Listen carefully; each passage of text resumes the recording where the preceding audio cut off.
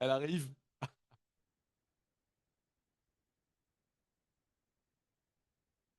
Donc, quelques remerciements hein, vraiment qui s'imposent en ce début de matinée consacré au catalogue raisonné. À nouveau, merci à Denis Coutagne, le président de la Société Cézanne, et vous pouvez vraiment l'applaudir, hein, vraiment.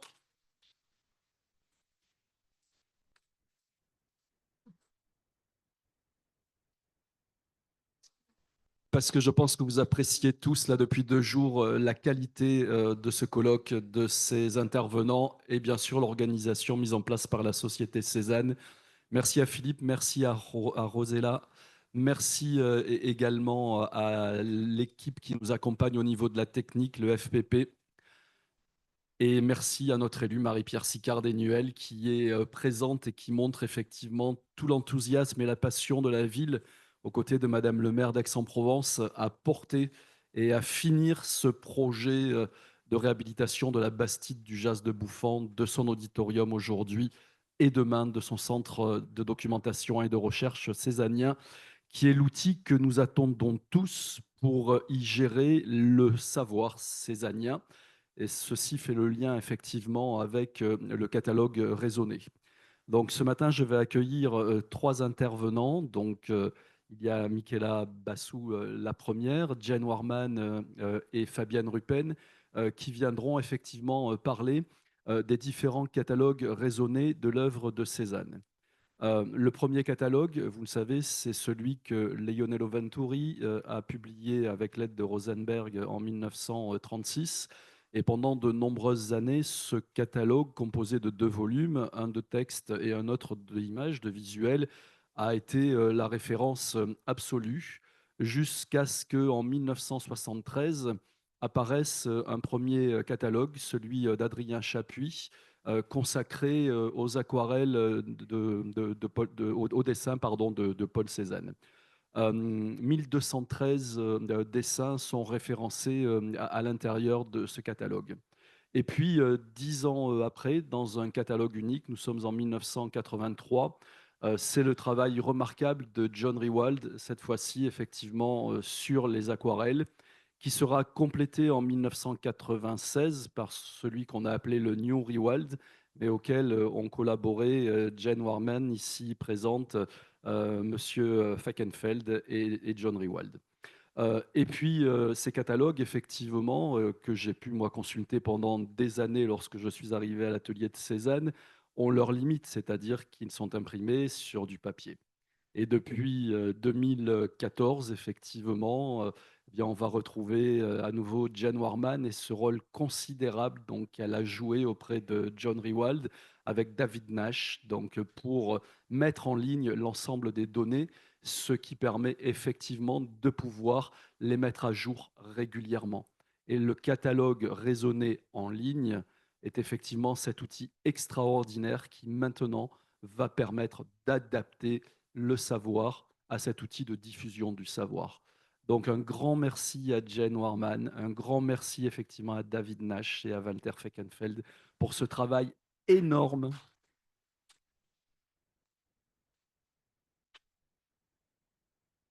qu'ils ont réalisé. Donc pour référencer, c'est près de 2812. Il y en a probablement un peu plus, mais en gros, voilà, c'est la somme totale des dessins, aquarelles et peintures à l'huile qui sont regroupés à l'intérieur de ces catalogues.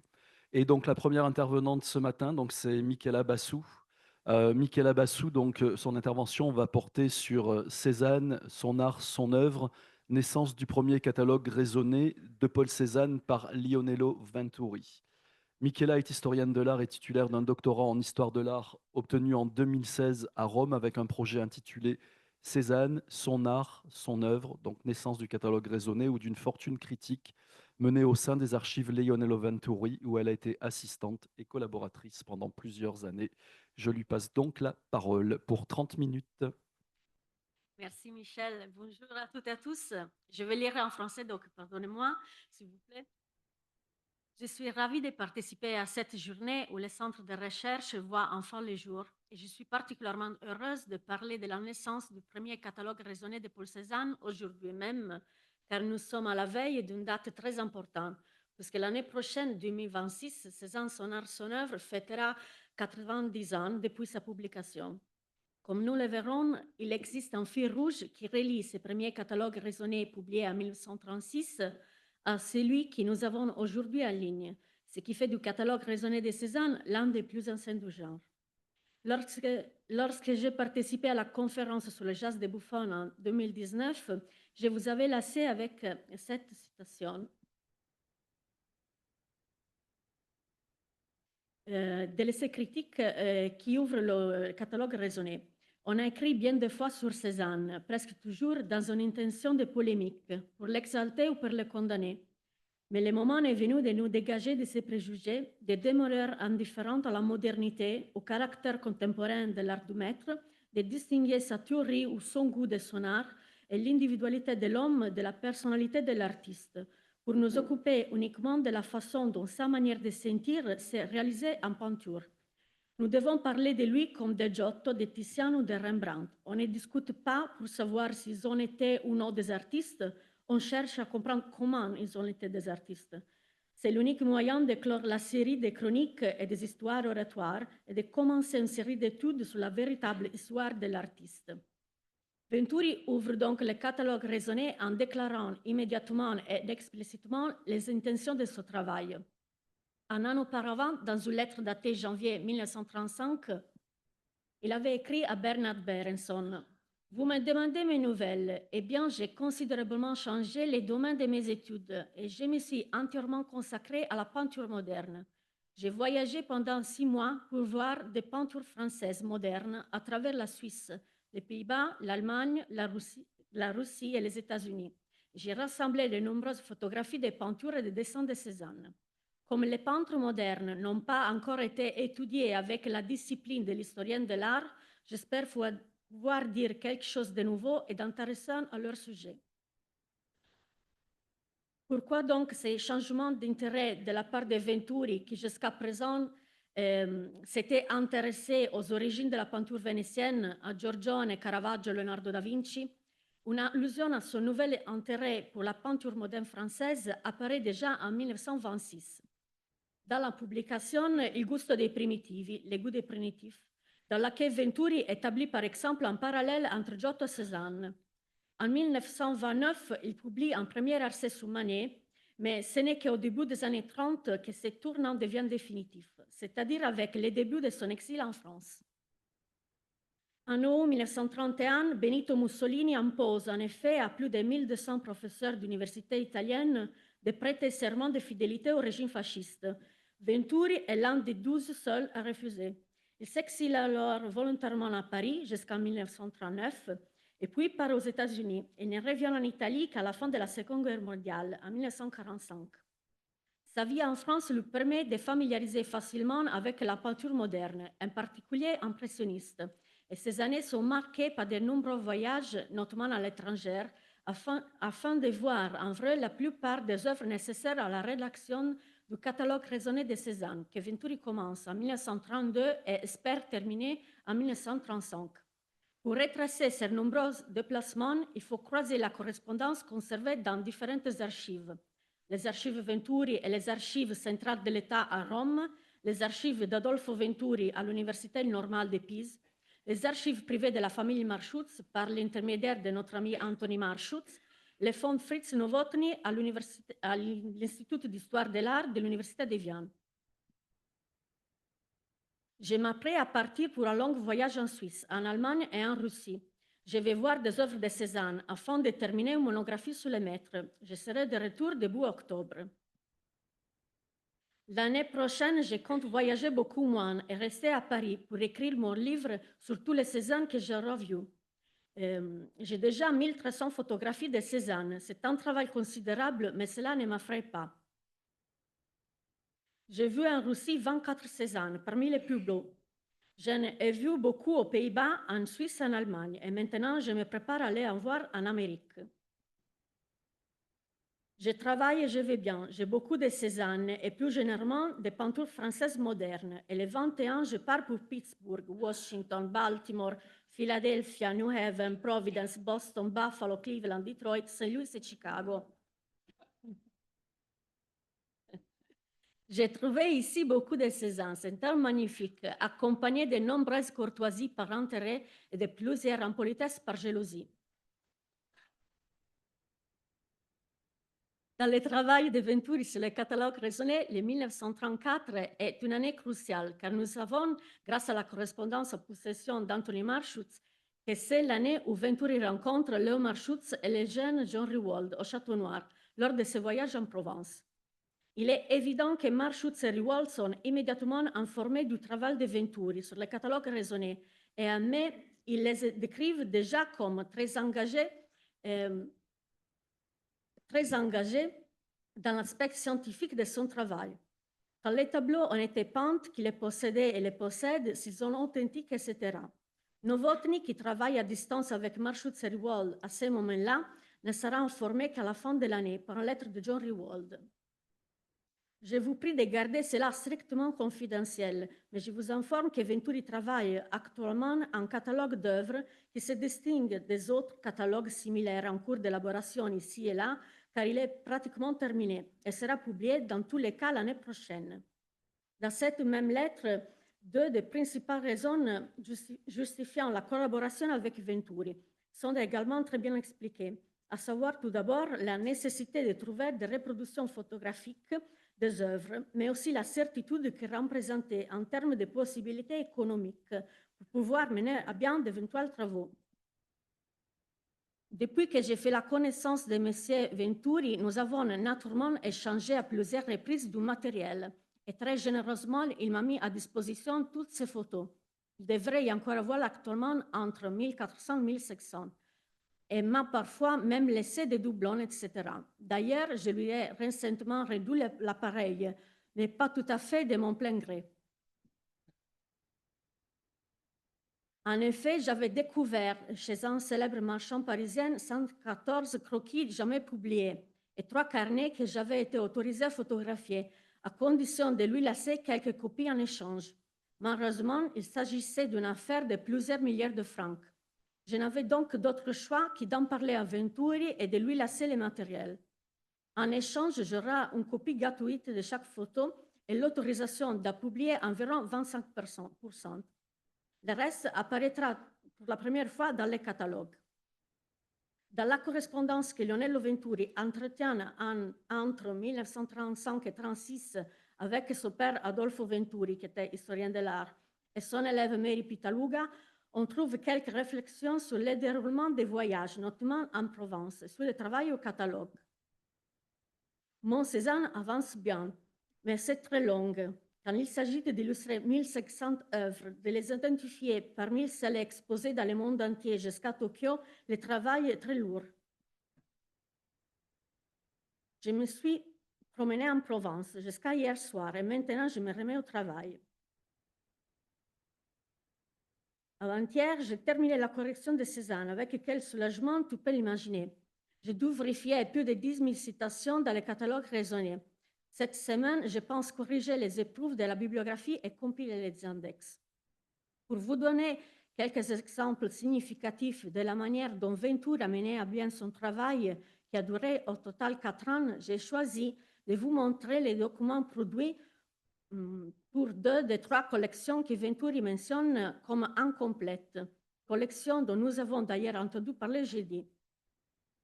La première est la collection Barnes. Les archives de la Fondation Barnes m'ont généreusement fourni la correspondance qui permet de savoir avec certitude que Venturi a pu visiter la collection l'après-midi du 15 février 1929. Des années plus tard, en octobre 1934, précisément pour son travail sur le catalogue raisonné, Venturi demande à effectuer une deuxième visite, mais sa demande est rejetée. Dans le catalogue de 1936, Venturi utilise donc les quelques notes prises lors de sa visite en 1929. Comme nous pouvons le voir, il s'agit d'annotations plus ou moins longues, comme celle-ci pour les jeux de cartes à 5 figures.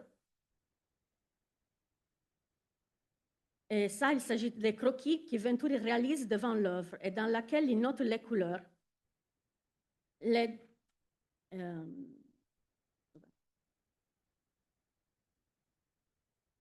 Les descriptions des couleurs pour chaque œuvre sont une particularité de ce catalogue raisonné, qui, n'oublions pas, est composé de reproductions photographiques en blanc et noir.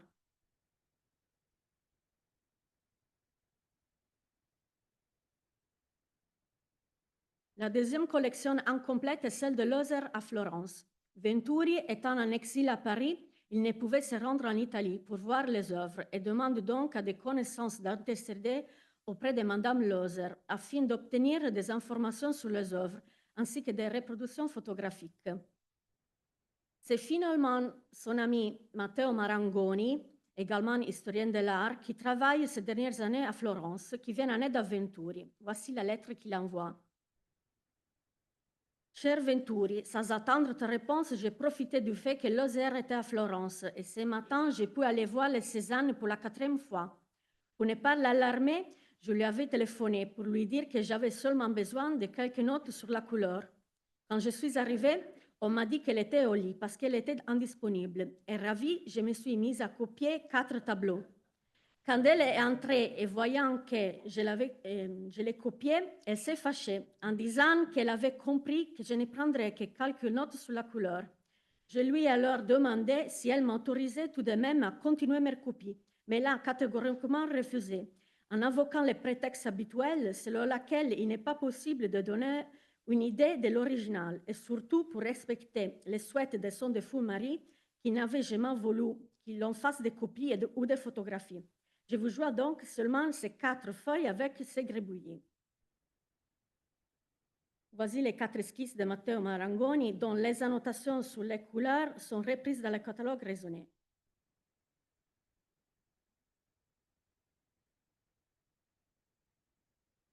Une autre particularité du catalogue raisonné de 1936 est la présence de célèbres photographies des motifs. C'est un sujet qui mériterait une conférence entière et donc pour des raisons de temps, je ne peux que l'évoquer parce qu'il impliquerait également dans l'analyse de la relation qui s'était établie au cours de ces années entre Venturi, Marschutz et Rewald, les influences réciproques dans leurs travaux respectifs. Il s'agit de la page où Venturi publie 8 photographies de motifs comparés aux œuvres. Je vous montre rapidement les photos du geste de Buffon que vous trouvez également dans le catalogue de l'exposition au musée Cranet.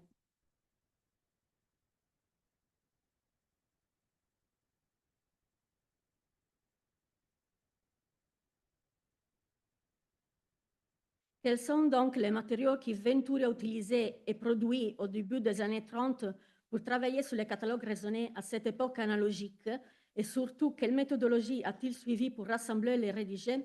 Les archives de Leonello Venturi conservées à l'Université Sapienza de Rome contiennent des milliers de photographies et de notes qui ont ensuite été retravaillées pour produire les fiches du catalogue.